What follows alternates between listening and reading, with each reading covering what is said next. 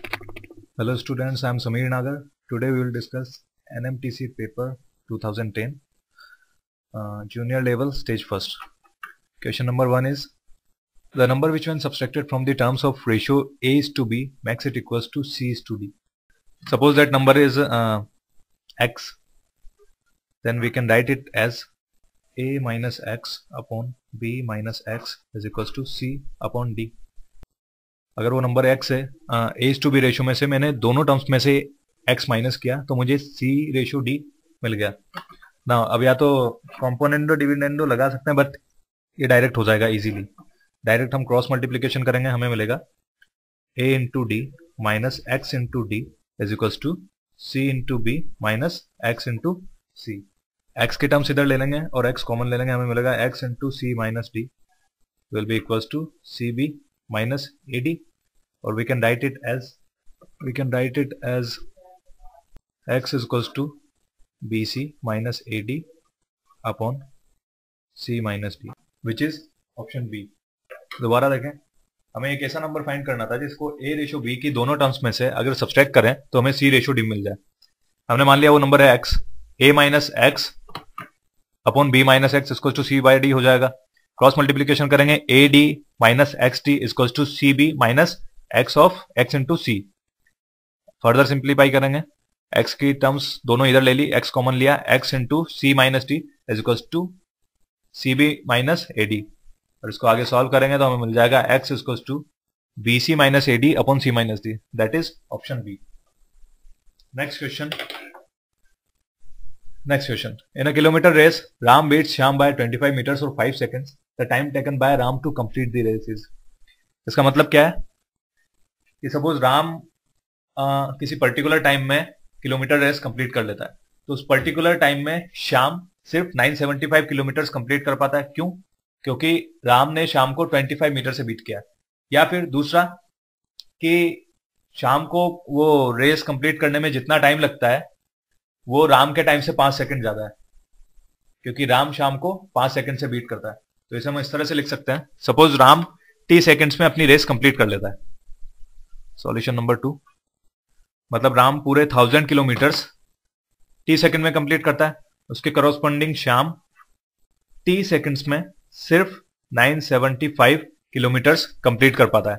और दूसरी इंफॉर्मेशन क्या दी हुई है, वो पूरे 1000 किलोमीटर्स t प्लस 5 सेकंड में कंप्लीट कर पाता है। हमारे पास दो इक्वेशन आ गई, मतलब दो इंफॉर्मेशन है, दो इक्वेशन आ जाएगी। पहले इस इंफॉर्मेशन से हम निकालेंगे कि श्याम की स्पीड क्या है।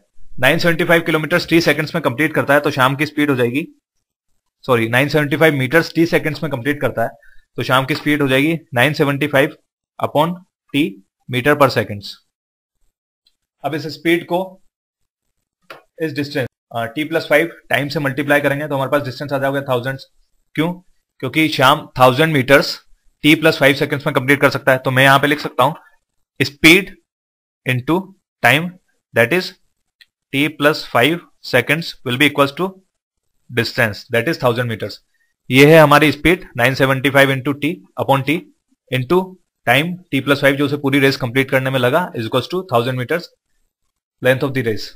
यहाँ इसे अगर हम आगे सिंप्लीफाई करेंगे तो हमें मिलेगा 975 into T plus 975 into 5 will be equals to 1000 T. 1000 t minus 975 that will be equal to 25 t is equals to 975 into 5। 25 को नीचे ले आएंगे, 975 into 5 upon 25 that will be 5 1 5 and 975 जाएगा 5 से, it will be equals to 5 1 5 5 9 45 5 5 25।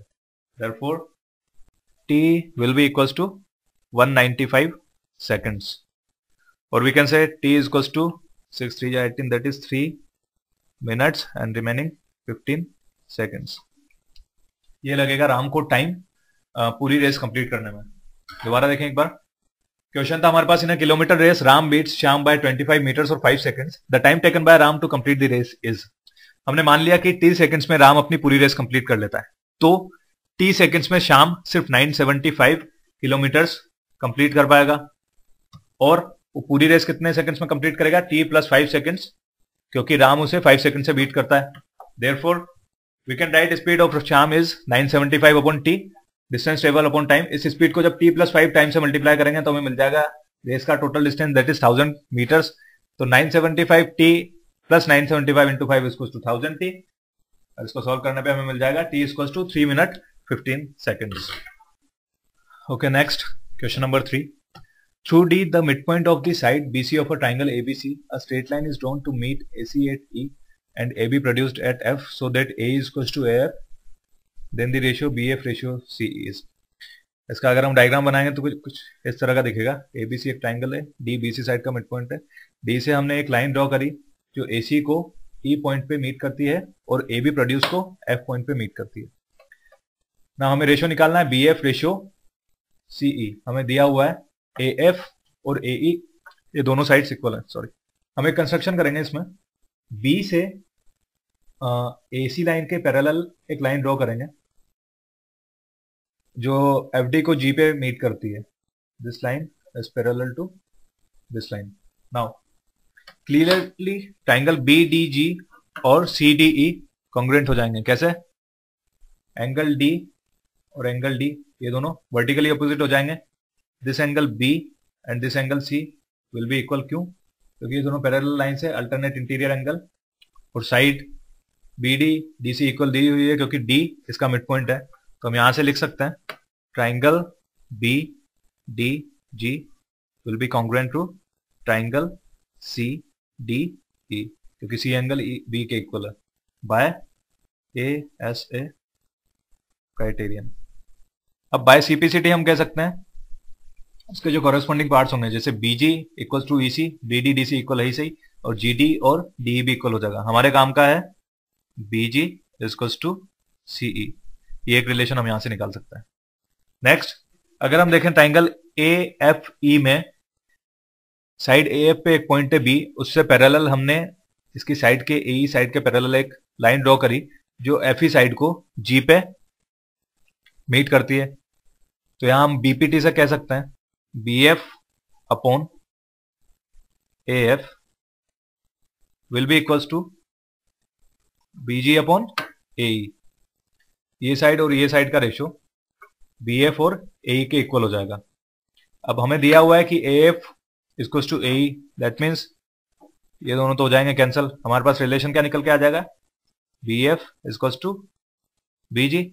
Further BG और CE equal है यहां से, तो हम BF को लिख सकते हैं, BG को लिख सकते हैं CE, तो BF इक्वल्स टू CE। ये हमें यहाँ पे प्रूव करना था, सॉरी इसी का रेशियो निकालना था।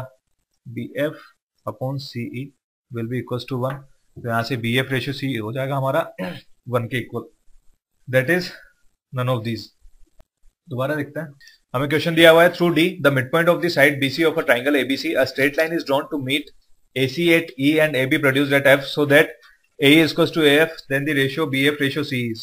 ट्राइंगल कंस्ट्रक्ट करेंगे ABC, D मिड पॉइंट से D से एक लाइन ड्रॉ करेंगे जो AC को E पे मीट करती है और AB प्रोड्यूस को F पे मीट करती है। कंस्ट्रक्शन हमने क्या किया यहाँ पे, B से एक लाइन ड्रॉ करी AC के पैरेलल जो FD को G पे मीट करती है। इससे क्या होगा, हमारा BDG ट्राइंगल और CDE ट्राइंगल दोनों कॉन्ग्रुएंट हो जाएंगे। तो यहां से हमारे पास रिलेशन आ जाएगा CPCT से BG is equals to CE।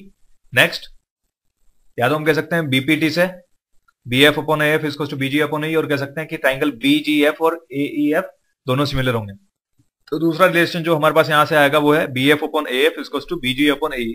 अब हमें AE और AF यहाँ पे इक्वल दिया हुआ है तो ये दोनों कैंसिल हो जाएंगे, बचाया हमारे पास रिलेशन आएगा BF is equals to BG। Further BE को CE से रिप्लेस कर देंगे तो हमारे पास रिलेशन आ जाएगा BF is equals to CE, और BF upon CE is equals to हो जाएगा 1, दैट इज BF और CE का रेशियो क्या हो जाएगा 1:1। इसका आंसर आएगा D, none of this. Next question है, in the bigger of two concentric circles, to chords AB and AC are drawn to touch the smaller circle at D and E, then BC is equal to. दो circles हैं, दोनों concentric हैं, उनमें से बड़ा वाला जो सर्कल है उसकी दो कोर्ड इस तरह से ड्रॉ की गई है कि वो छोटे वाले सर्कल को E और D पॉइंट पे टच करती है। तो हमें फाइंड करना है BC in terms of DE। यहां पे अगर हम ध्यान से देखें इस फिगर में BC फाइंड करना है, सपोज ये ट्राइंगल मैं ड्रॉ कर देता हूं यहां पे। ओके, नेक्स्ट ED को भी ज्वाइन कर देता हूं।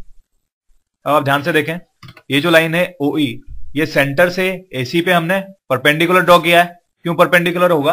क्योंकि अंदर वाला जो सर्कल है उसकी ये टेंजेंट है, तो E पॉइंट ऑफ कांटेक्ट है, उसे अगर O से ज्वाइन करूंगा तो परपेंडिकुलर होगी। और परपेंडिकुलर अगर मैं ड्रॉ करता हूं किसी सर्कल के सेंटर से उसकी कॉर्ड पे, तो वो उसे बाइसेक्ट करती है। देयरफॉर AE और EC इक्वल हो जाएंगे दोनों। AE will be equal to EC। Similarly BD और AD भी इक्वल हो जाएंगे। मतलब कुल मिला के E और D ट्राइंगल ABC में AC और AB साइड्स के मिड पॉइंट्स हैं। तो मिड पॉइंट थ्योरम से मैं कह सकता हूं ED will be parallel to side BC, और दूसरा ED will be equal to half of side BC in length. तो यहां से हमारे पास BC इज इक्वल टू निकल के आ जाएगा 2DE। दैट इज ऑप्शन सी।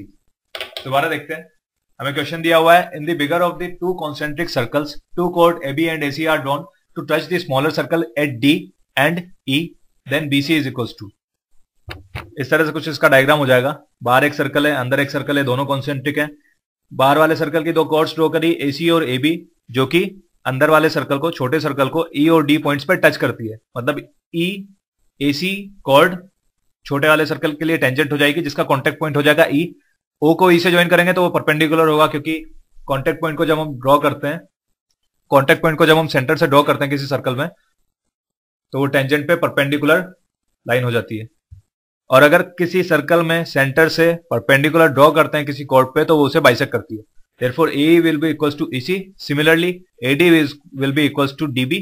कुल मिला के E और D ट्राइंगल ABC की साइड्स AC और AB के मिड पॉइंट्स हो जाएंगे। अब हम मिड पॉइंट थ्योरम से कह सकते हैं कि ED जो साइड है वो BC के पैरेलल हो जाएगी, और ED will be equals to half BC। यहां से हमारे पास रिलेशन आ जाएगा BC equals to 2D। That is option C. Next question. The number of solutions of the equation x raised to the power log x raised to 10 is equals to 100x. Okay. Next, question number 5. The number of solutions of the equation x raised to the power log x raised to 10 is equals to 100x is. हमें इस equation के number of solutions निकालना है। हमें equation दी हुई है x raised to the power log x raised to 10 is equals to 100x। अगर दोनों तरफ हम log ले लें बेस 10 के रेस्पेक्ट में, तो हमें मिलेगा log of x base 10 is equals to log 100x. Now we know that log a raised to power b is equals to b log a। ये पावर आगे आ जाएगी, तो इसे हम फर्दर सिंप्लीफाई करके लिख सकते हैं log 10x is equals into, ये दोनों मल्टीप्लीकेशन में आ जाएंगे, log 10x will be equals to, दूसरी property log a into B equals to log a plus log b। यहाँ पे 100 और x दोनों मल्टीप्लाई हो रहे हैं, तो इन दोनों को अलग अलग करके लिख लेंगे। हमें मिलेगा एक तो ये log x base 10 plus log 100 to the base 10, जिसे हम लिख सकते हैं log 100 टू दी बेस 10 2 के इक्वल हो जाएगा। अब फर्दर हम मान लेते हैं कि log x to the base 10, इसको t से अगर रिप्लेस करते हैं तो हमें मिल जाएगी equation t square equals to t plus 2। We can again write it as t square minus t minus 2 is equals to 0। एक क्वाड्रेटिक है जिसके हमारे पास रूट्स हो जाएंगे t is equals to -1, 2। That means इस क्वाड्रेटिक के दो रूट्स आ जाएंगे। फर्दर अगर हम x की वैल्यू निकालें इन रूट्स से, log x to the base 10 को t के इक्वल मान के, तो अगेन x की दो वैल्यूज आ जाएंगी। तो इस इक्वेशन के हमारे पास दो सॉल्यूशन हो जाएंगे। हम लिख सकते हैं log x to the base 10 is equals to -1, 2। तो यहां से x की वैल्यू हो जाएगी 10 raised to power -1 that is 1/10, 10 square that is 100। तो यहां से हमारे पास x के दो सॉल्यूशन निकल के आ जाएंगे। हमारा आंसर हो जाएगा ऑप्शन सी। दोबारा देखते हैं, क्वेश्चन हमें दिया हुआ है the number of solutions of the equation x raised to the power log x to the base 10 is equals to 100x is। हमने क्या कंसिडर किया, x raised to the power log x to the base 10 is equals to 100x। दोनों तरफ अगर हम log ले लेंगे, हमें मिलेगा log x raised to power log x to the base 10 is equals to log of 100x to the base 10। Further हम जानते हैं log a raised to power b is equals to होता है b log a पावर बाहर निकल के आ जाती है और दोनों मल्टीप्लीकेशन में आ जाता है। तो इस पूरी टर्म को हम लिख सकते हैं log x to the base 10 into log 10 x to the base 10 equals to log a into b होता है log a plus log b। यहां से हम लिख सकते हैं log of x to the base 10 और log of 100 to the base 10 उसके हम रिप्लेस कर सकते हैं 2 से।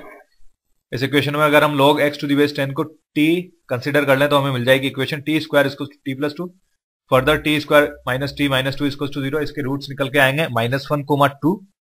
या तो यहां से डायरेक्ट कह सकते हैं कि इक्वेशन के दो सॉल्यूशन आ जाएंगे, क्योंकि एक पर्टिकुलर t की वैल्यू के लिए x की एक पर्टिकुलर वैल्यू निकल के आएगी और हम आगे निकाल सकते हैं x की वैल्यूज।